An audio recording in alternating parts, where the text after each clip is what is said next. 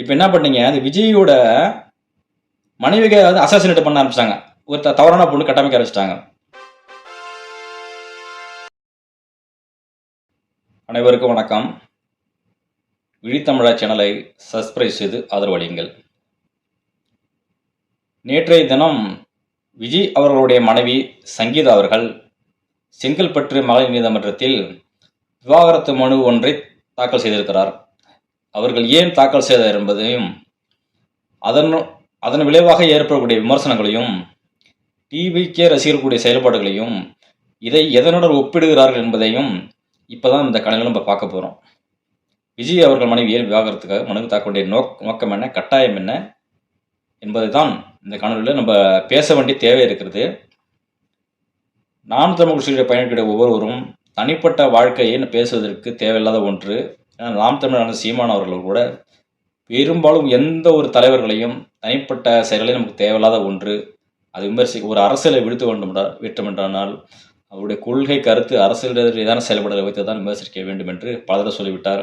இழிவான செயலில் அவர் ஈடுபட மாட்டார். அதனால் அது போன்ற செயலை செய்யாதீர்கள் என்று தமிழ் தமிழ் சார்ந்த எல்லா நபர்களுக்கும் அறிவுறுத்தியிருக்கிறார். பெரும்பாலும் அதை கடைபிடிக்கிறார்கள். இது ஏன் ஒரு சில நேரங்களில் பதில் வைக்க தேவை இருக்கிறது என்றப்போ எல்லை மீறி போகிறார்கள் இந்த தவிர ரசிகர் தக்கரி கூட்டம்.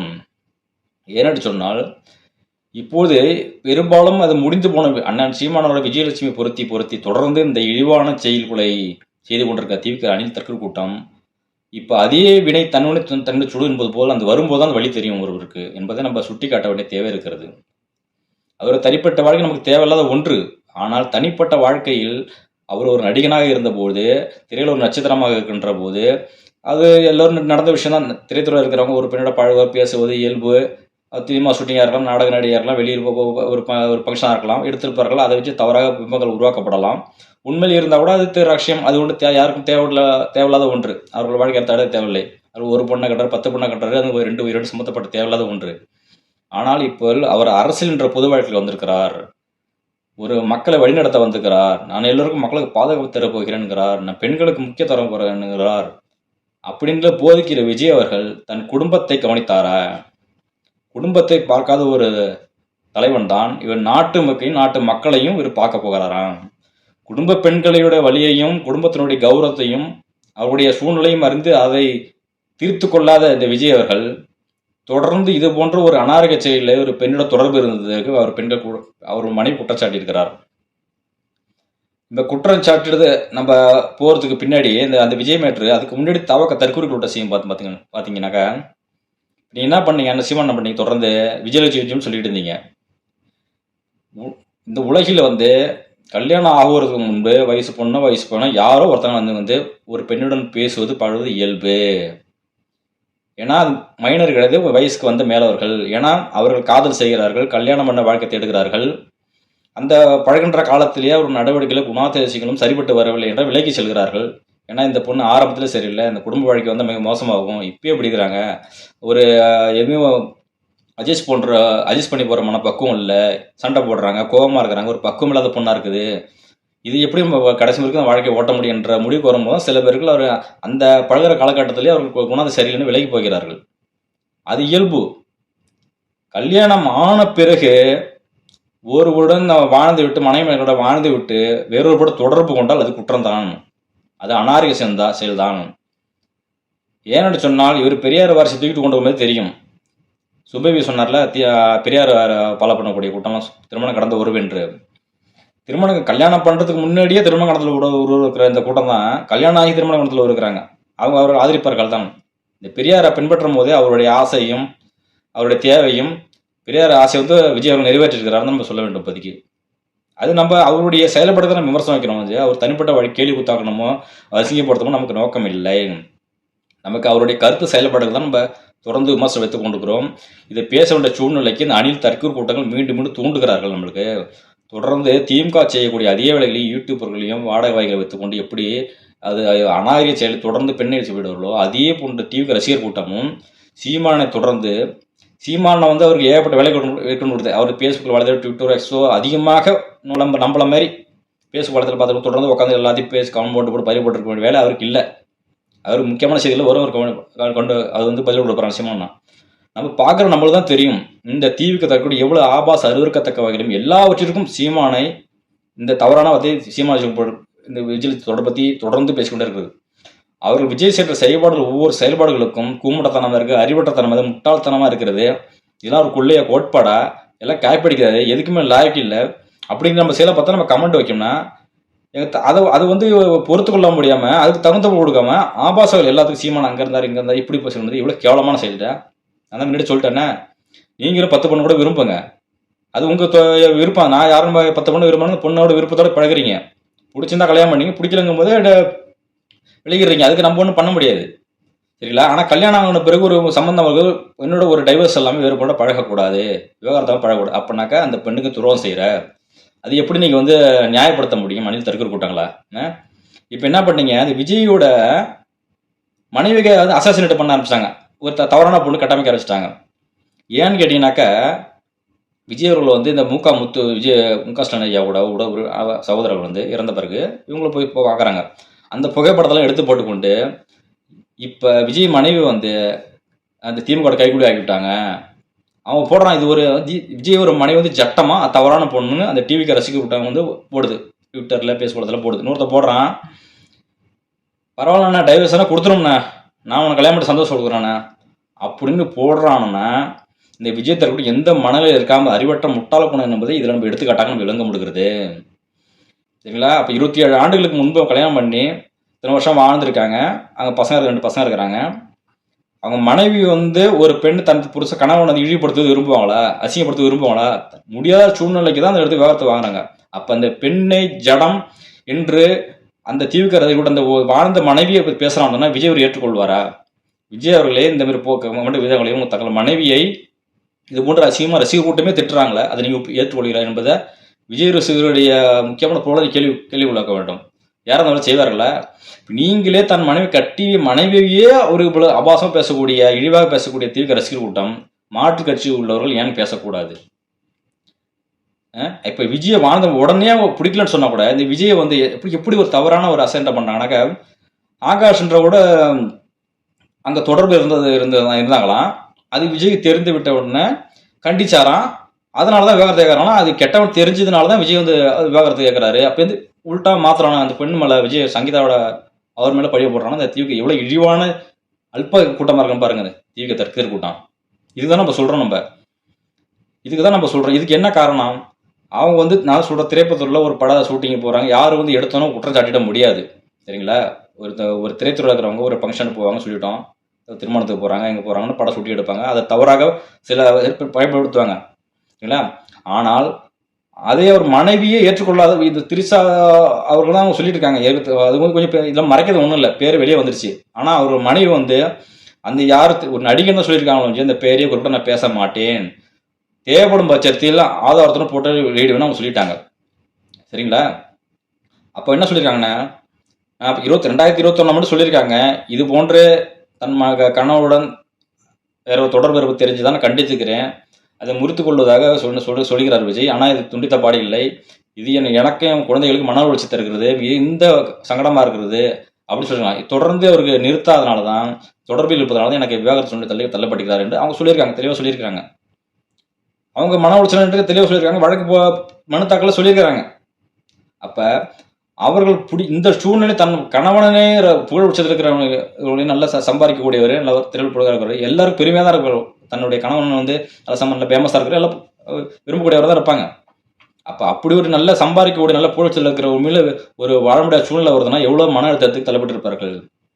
நீங்கள் அணில் கூட்டங்களா? இப்போ நீங்கள் ஒரு கனவு ஒரு மனைவியோட கல்யாணம் பண்ணிட்டீங்க, இந்த மனைவி வேற ஒருத்தவங்க கூட டெய்லியும் ஒரு பையன் கூட சேர்ந்து போட்டோ எடுத்து போட ஒப்புக்கொள்வீர்களா? அப்போ அந்த பெண்ணை வச்சு சங்கீதாவுடைய நியாயத்தை தான் நம்ம பார்க்க வேண்டுமே தவிர உடனே அந்த திமுக கூட சேர்ந்து போயிட்டாங்க, அவங்களோட கை வேலையா கைப்பிடி ஆக்கிவிட்டான்னு சொல்றது மிக இழிவான செயல். நான் ஒன்று சொல்கிறேங்கண்ணே, எதிர்கட்சி திமுக இதை பயன்படுத்திக் கொள்ளும் தான் ஏன்னு கேளுங்க. ஆனால் குற்றம் வந்து சங்கீதாவில் சொல்லக்கூடாது, ஆனால் திமுக பயன்படுத்திக் கொள்ளும். திமுக எதிராளிகள் யாராக இருந்தாலும் சீமான் எப்படி இந்த ஒன்று, ஆனால் திமுக ஒன்றும் தெரியாத மாதிரி நடிக்கும், ஆனால் எல்லா பின்பாலையும் பண்ணும். விஜயலட்சுமி கொண்டு வந்து தேர்தல் காலத்தை தொடர்ந்து வச்சு அவதூறு போட்டு ஆபாசத்தில் பேசிக்கொண்டு அதை வந்து பேச்சு பொருளாக்கி சமூக ஊடகத்தில் பறக்கி வாடகை எட்டிப்பொருளை வச்சு கொண்டு தொடர்ந்து இழி செய்து கொண்டு திரும்ப திரும்ப செய்த அந்த கல்யாணத்துக்கு முன்பு நடந்த செய்தியை வந்து நீலாம் யோக்கியம் நான் யோக்கியம்னா எல்லாரும் யோக்கியனா எல்லாரும் என்ன படி பேசுறாங்க, காதலிக்கிறாங்க, விரும்புறாங்க, கல்யாணம் விலகி போயிடுறாங்க. கல்யாணத்துக்கு பிறகு தான் அந்த பொண்ணு ஒரு ஒரு மன வழக்கு அப்படியே டைவர்ஸ் பண்ணிட்டு தான் அடுத்த வாழ்க்கை போகணும். அப்போ தொடர்பு தான் கள்ள உறவு தான், அது கேள்விக்காப்பாக தான், அசிங்கமான ஒன்று தான், தவறான உறவு தான் அது. அதுதான் சங்கீதா அவர்கள் எடுக்கிறாங்க. திமுக பயன்படுத்திக் கொள்ளும் சொன்னேன்னு அது இழிவான செயலை செய்யும் தான். ஆதலால் அது போன்ற தன்னை எதிர்த்து யாராவது எதிர்த்தாங்கனாக்கா அரசியல் தர்க்க ரீதியாக திமுக எதிர்க்காது. இது போன்ற இழிவாட்சியில் கையில் எடுக்க எல்லாரும் தெரியும் ஒன்று தான். அந்த வகையில் நீங்கள் வந்து கேள்வி கேளுங்க, தப்பு கிடையாது. இந்த இழிவான செயலை திமுக செய்கிறது, எங்களை தொடர்ந்து இந்த போர்டு எங்களுக்கு கட்சி ஆரம்பத்திலேருந்து நெருக்கடி கொடுத்து கரூர் நெருக்கடி கொடுத்துக்கிறது, எஸ்ஓபி ஸ்டாண்டர்ட் ஆப்ரேஷன் புரிஞ்சாரு, கூட்டம் எத்தனை இவ்வளோ பிறகு லிமிட் கொடுக்க சொல்கிறாங்க, இதுதான் பேசணுன்றாங்க. இது போட்டு நீங்கள் சொல்லுங்கள், ரூல்ஸ் கூட சொல்லுங்கள், எங்களுக்கு இந்த போன்ற கட்டாயம் விதிக்கிறாங்கன்னு உங்களுடைய நீங்கள் சொல்லலாம். நீங்கள் சொல்ல வேண்டிய தேவை இருக்குது. ஆளுங்கட்சிங்கிறப்ப தன்னை எதிர்த்து ஒரு கட்சி வரப்ப அவங்க நெருக்கடி கொடுப்பாங்க, அதிகாரத்தில் கொடுப்பாங்க. அதை சரி குற்றச்சாட்டு வைக்கிறீங்கன்னா ஒரு ஏற்றுக்கொள்ள தான் இருக்கலாம். ஆனால் அதற்கு மாற்றாக விஜயோட மனைவி வந்து கைக்குடியாக சொல்லுவதாண்டா மிக அப்பட்டமான இழிவான செயல். நீங்கள் சொல்லுங்கள், அதற்காக விஜய் நாங்கள் விமர்சனம் பண்ணாமல் இருக்க முடியுமா? சொல்லுங்கள் சொல்லுங்கள். அவர் தனி நடிகனாக இருக்கும்போது அவர் தொடர்ந்து தான் நாங்கள் பேச போகிறது இல்லை. அவர் பொது வாழ்க்கையில் வந்திருக்கும் போது யோக்கிய மாதிரி பேசுகிறாரு. வந்து இந்த பெண்களுக்கு பாதுகாப்பு கொடுப்பேன், இதுதான் ப்ரூஃப்ன்றாரு. மக்களை நம்ம திட்டினா என்ன திட்டுற மாதிரி இருக்கிறாரு, மக்கள் பழைய போட்டினா ஏமலை பழைய போட்டாமல் இருக்கிறாரு. தான் செய்கிற தவறுக்கும் அயோக்கியத்தனத்துக்கும் எல்லாத்தையும் மக்களை எடுத்துக்கிறாரு. இவன் தான் தலைவன், அவர் அரசியல் தலைவனை. இதை ஒவ்வொரு ரசிகர்களும் நீங்கள் ஏன் யோசிக்க மாட்டேங்கிறீங்க? தான் செய்கிற தவறு கூட ஒப்புக்கொள்ளாமல் மக்கள் மீது பழிய போடுறது எப்படிப்பட்ட தலைவனாக இருக்க முடியும்? இதான் சொல்லுவானே, தான் இதெல்லாம் எல்லாத்திலும் மக்களை எடுத்துக்கணும். மக்கள் ஒரு சிம்பதிக்கு ஏற்பாடு பண்ணும்போது மக்கள் மீது ஒரு திசை திருப்பு கொண்ட செயல் தான் இந்த விஜய் சிவன செயல். இந்த கீழ்த்தரமான நீங்கள் நிறுத்திக் கொள்ளுங்கள்.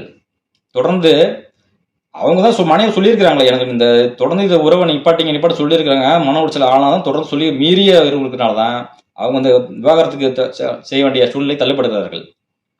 இப்போ மனைவி இழிவாக பேசுகிற அளவுக்கு நீங்கள் தற்கொலை கூட்டம் இருக்கிறீங்கன்னா நாங்கள் ஏன் பேசக்கூடாது சொல்லுங்கள்? நீங்கள் அரசியல் ரீதியாக வரும்போது நாங்கள் அரசியல் ரீதியாக கொள்கை ரீதியாக நாங்கள் கண்டிப்பாக பேசணும், தவறே கிடையாது. ஆனால் நீங்கள் இழிவாக எந்த பதிவு விஜயை பற்றி விமர்சனம் வச்சிருந்தாலும் அந்த எல்லா பதிவுகளும் சீமான இழிவாக பேசுகிற நீங்கள் செயல்களுக்கு நீங்கள் யோக்கியம்னா திரும்புங்க. நீங்கள் தற்கெதிரி அரசியல் ரீதியாக விமர்சனம் வைங்க.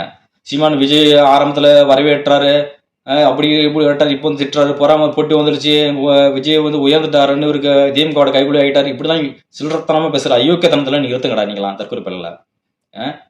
விஜய் உடனே விஜய் பொண்டாட்டியே நீங்கள் அசிங்கம் பேசுகிற அளவுக்கு இருக்கிறீங்கன்னா இதாண்டா எவ்வளோ கேடுகட்ட ஜன்மங்கள் நீங்கள் நீங்கள் தான் இந்த உலகத்து மக்களுக்கு தெரியப்படுத்தணும். நீங்கள் தற்கொலை கூட்டாங்கிறது எவ்வளோ முட்டாள் கூட்டாங்கிறது, எச்சத்தனமான கூட்டாங்கிறது இதுலேருந்து புரிஞ்சுக்கலாம். நீங்கள் விஜய் மனைவிக்கு என்ன ஆசையா விஜய் அசிங்கப்படுத்தணும்னு? அப்படிலாம் ஒன்றும் கிடையாது. எந்த ஒரு மனைவியும் செய்வாங்களாம் அவன் பொறுத்து 2026 ஆண்டுகளும் பொறுத்து இருந்திருக்கிறாங்க. இப்போ என்ன எனக்கு நீதி வேண்டுங்கிற சூழ்நிலை வந்திருக்கிறாங்க. உடனே திமுக கைகூலின்னு சொல்கிறீங்க. இதுதாண்டா அருவருப்பான முட்டாள தற்கொலை கூட்டுறீங்களாம். இதை விட நாங்கள் சொல்கிறதுக்கு வேற ஒன்றுமே கிடையாது, சரிங்களா? இந்த வக்கணையில் வந்து சுகந்தின் சுகந்தின்னு ஒன்று ஒரு ஒரு ஒருத்தர் இருக்கிறாங்க தெரியுமா? திமுக நாம் தமிழக ஆதரிச்சாங்க, அப்புறம் இப்படி மாற்றி சொம்படிப்பாங்க அவங்க. திமுக அதாவது அவங்க சொன்ன வார்த்தைகள் சரி. சீமானை எப்படி இந்த தேர்தல் காட்டத்தில் விஜயலட்சுமி என்ற ஒரு பெண்ணை வந்து தொடர்ந்து இழிவு செய்து கொண்டிருந்தார்கள், அதே போன்ற இழிவான செயலை விஜய் அவர்களோட வளர்ச்சியும் புரிந்து கொள்ள முடியாமல் இந்தபடி இக்கட்டான சூழ்நிலை இழிவான செயலை பயன்படுத்தி இப்போ தற்போது சங்கீதா கொண்டு தேர்தலுக்கு முன்பாக நெருங்காலத்தில் இந்த முறை செயல்படுத்துவார்கள். அதோட இழிவான செயல் திமுக சட்ட அயோக்கியத்தனம், இது இப்படி தான் செய்வார்கள் என்ற ஒரு குற்றச்சாட்டுக்கு அது தப்பு கிடையாது. சொல்கிறது உண்மையாக சொல்லியிருக்காங்க. கடைசி கட்டத்தில் அந்த சங்கீதாவை என்ன பண்ணியிருக்காங்கன்னா, இவங்க இது மூக்காமுத்தூட்டுக்கு போனாங்க பாரு, அங்கே தான் டிஎம்கு சந்திச்சுருக்காங்க. அங்களுடைய பித்தளா அவங்களுடைய டீலிங் தான் இது. அவங்க தான் இந்த வேலை செய்ய ஆரம்பிச்சிட்டாங்க அப்படி சொல்கிற போது இந்த சுகந்தி நாச்சானுங்கிறவங்களும் விஜய் அவருடைய ஒய்ஃப் மேலே போய்விடுது. இது இழிவான செயல். நியாயம் பேசுகிறங்கிற வழியில் திமுகவை எதுக்குங்கிற பேரில் சிம்பதி விஜய் அவர்கள் சிம்பதி உருவாக்கணுங்கிற பேரில் தன்னை அரசியல் வளர்ச்சியை பிடிக்காம இப்படி எல்லா வாசியிலும் நம்மளை பழிய போடுறாங்கன்ட்டு ஒரு சிம்பதியை கிரியேட் பண்ணுறதாக எல்லாத்துக்கும் திமுக பழிய போடக்கூடாது. விஜய் வந்து ஒரு பெண்ணோட தொடர்பு இருப்பது திமுக சொல்லி தான் போய் தொடர்பாக இருந்தாரா? 5 வருஷமாக ஊர்த்திக்கிட்டு இருந்தாரா? இல்லை ஒரு திருமணங்கள் வெளியூர்லாம் சுற்றுலாலாம் போயிட்டு போட்டோ எடுத்து வந்து திமுக தான் சொல்லிச்சா போட சொல்லி? இல்லை, இவர் செய்த குற்றத்தை இவர் தான் தண்டனை பெற வேண்டும். அவர் மனைவி கேட்குறாங்கன்னா அவருடைய குடும்ப பிரச்சனை, விவாகரத்து கொடுக்குறாங்க, கொடுக்காம போகிறாங்க, இல்லை விஜய் ஒரு தவறை உணர்த்தி கொண்டு திரும்பி சேர்ந்து வாழ்கிறாங்களா வாழாத அவங்க விருப்பம். ஆனால் திமுக வந்து இந்த விஷயத்தில் திமுக சொல்லி தான் அவங்க மனைவி செய்கிறாங்கன்னு சொல்றதுக்கு கிழவான செயல், இழிவான செயல், சரிங்களா? விஜய் தர்கர் கூட்டம் நீங்கள் வந்து தர்க்க ரீதியாக நீங்கள் பேச கற்றுங்க, அரசியல் ரீதியாக பேச கற்றுங்க. நீங்கள் இழிவான செயலை செய்யும் போது அதே விட தன்னை சுடும் என்பதை நீங்கள் இந்த புரிந்து கொள்ள வேண்டிய என்பதை தான் நாங்கள் இந்த காணொலியில் பேசணும். எங்களுக்கு விஜய் அவர்கள் தனிப்பட்ட வாழ்க்கையோ, விஜய் அவர் வந்து நாங்கள் அரசியல் ரீதியில் வந்து பெண்ணை வைத்து அசிங்கப்படுத்தணும், அவரை வந்து வெல்லணும், அவர் அப்படிலாம் என்ன நாம் தமிழ்ச்சிக்கு ஒருபோதும் கிடையாது. நீங்கள் புரிதலான தர்க்க கூட்டமாக இருக்கிறீங்க. இந்த விஜய் உங்களோட ரசிகன் நடிகை பிடிக்குது, யார் வந்தாலும் எடுத்து பேசுவோம் அப்படிங்கிற மனப்பான்மை தான் உங்களுக்கு இருக்க வச்சு எதிர்க்க நாம் தமிழர் சீமான் அவர்கள் அவர்கிட்ட பேசுகின்ற செயல்பாடுகளை எதிர்க்க விமர்சனம் வைக்கிறார். அப்படி சிந்திச்சு நீங்கள் வந்து அதுக்கு பதில் கொடுத்தலாம் பார்க்காம, நீங்கள் பெரும்பாலும் ரசிகர்களாக இருக்க வேணா படிக்காத முட்டாளாக தான் இருப்பான். ஊர் சுற்றி நடக்கவனா, இந்த விஜய் படம் கட்டுற போஸ்டர் ஓட்டுறவனா, கோயந்தா போட்டவனா, படிக்காத பெரும்பாலும் பிடிக்காத முட்டாள் ஊர் சுற்றி கிடப்பான் தான் இருப்பான். அவன் தான் நாகரிகெல்லாம் போஸ்டர் ஓட்டுவான், பால் ஊற்றுவாங்க, எதை ஊற்றுவான், கோயந்தா போடுவான், இந்த மாதிரி போடுவான். நல்லா படித்த அறிவார் சந்தமுக்கும் அந்த மாதிரி இருக்காது. பெரும்பாலும் ரசிகர் இருக்க மாட்டாங்க. அந்த ரசிகர் கூட்டதே இப்போ பொறுப்பாளருக்கும் எம்எல்ஏ சீட்டு கொடுத்தானா நாளைக்கு அதை அழிக்கிறதும் தான் பண்ணுவான். தொடர்ந்து இப்போ சீட்டு கொடுக்க வேற அவதூறு வந்துகிட்டு இருக்குது. சீட்டு வேணா காசு கேட்குறாங்கிறது, ஒரு பெண்ணு தற்கொலை பண்ண போங்கிறது, மருந்து குடிக்க இந்த அஜிதா கனல தூத்துக்குடியில் மருந்து குடிச்சது பார்த்தீங்களா? அதேமாதிரி இப்போ மதுரை மாவட்டத்தில் ஒரு பொண்ணு 15 லட்சம் காசை வாங்கிட்டாங்க போஸ்டிங் தரேன்னு. இப்போ நான் மாசமாக இருக்கேன், உடல் பிரச்சனை இருக்குது, அதனால் பெண்கள் வேலை செய்ய முடியாது, இந்த புஷியானது வேணாம் சொல்லிட்டாரு அப்படின்னுட்டு. மாசமாக இருந்தால் படிச்சிருந்தா வேலைக்கு போனாங்க கொடுக்க மாட்டாங்களா? அது என்னடா அது யோக்கியத்தனமாக இருக்குது. இப்போ தான் நேற்று பேசுனீங்க, எல்லா இடத்துலையும் நாங்கள் பாதி பெண்கள் கொடுப்போம்னு சொன்னீங்க. முட்டாள்தனமான ஒரு சொன்னீங்களே. கலெக்டருக்கு பாதி கொடுப்பாராம், டிஎஸ்பிக்கு பாதி அங்கே பங்குகள் கொடுப்பாராம், எப்படியோ முன்னுரிமை கொடுப்பாரு. எப்படி கொடுப்பாரு? எல்லா சமூக வளத்தெல்லாம் கேள்வி கூத்தாகிறது விஜயோட தற்கொலைத்தனம். ஒரு அரசாங்க தேர்வு எழுதுறாங்கனாக்கா ஒரு அவங்க பாஸ் பண்ணி யார் போகிறாங்களோ அதுக்கு அந்த மாதிரி தான் பாதி வாய்ப்பு கொடுப்பாங்க. முன்னுரிமை கொடுப்பாங்கன்னு எப்படி கொடுப்பாங்க? பாதி பேர் பாஸ் ஆகணும்னா ஃபெயில் ஆக்கிட்டு இப்போ ஃபெயிலாக போன பாதி பெண்களை வந்து முன்னுரிமை கொடுத்து வேலை கொடுப்பாங்களா? சொல்லுங்க. கோடீஸ்வரங்கிறவர் பத்திரிகை துப்புறாரு உங்களை. கலெக்டர் மாதம் இவ்வளோ படிக்கிறாங்க, இன்டர்வியூ அட்டன் பண்ணுறாங்க, எக்ஸாமில் பாஸ் பண்ணுறாங்க, பாஸ் பண்ண கேட்டகரியில் வந்து ஒரு தொகுதிக்கு அவங்க முன்னுரிமையில் போடுறாங்க. அதில் பாதி கொடுப்போம் சொல்கிறது வந்து அடிப்படை அறிவுலாம் பேசுகிறது தற்கூரி தான். அதனால சொல்கிறோம், நீங்கள் எந்தோட அடிப்படை அரசியல் அறிவு இல்லாமல் விஜய் பின்னாடி போகிற தற்கூர் கூட்டங்கள் வந்து எல்லாத்தையும் வந்து சுயநலமாக விஜய்க்கு ஆதரவாக பேசுகிறாங்க என்ற நினைப்பில் எல்லாரையும் இழிவுபடுத்தி பேசுவீங்க என்பதை நீங்கள் வந்து இந்த காணொலி ரொம்ப புரிந்து கொள்ள நம்மளால் மக்களுக்கு சொல்ல வேண்டிய தேவை இருக்கிறது. தயவுசெய்து அரசியல் ரீதியாக பேச கற்றுங்க நீங்கள். சரிங்களா? இப்போ சொல்கிறோம், விஜயை வந்து நம்ம விமர்சிக்க வேண்டிய நமக்கு தேவையில்லை, எங்களுக்கு இல்லை.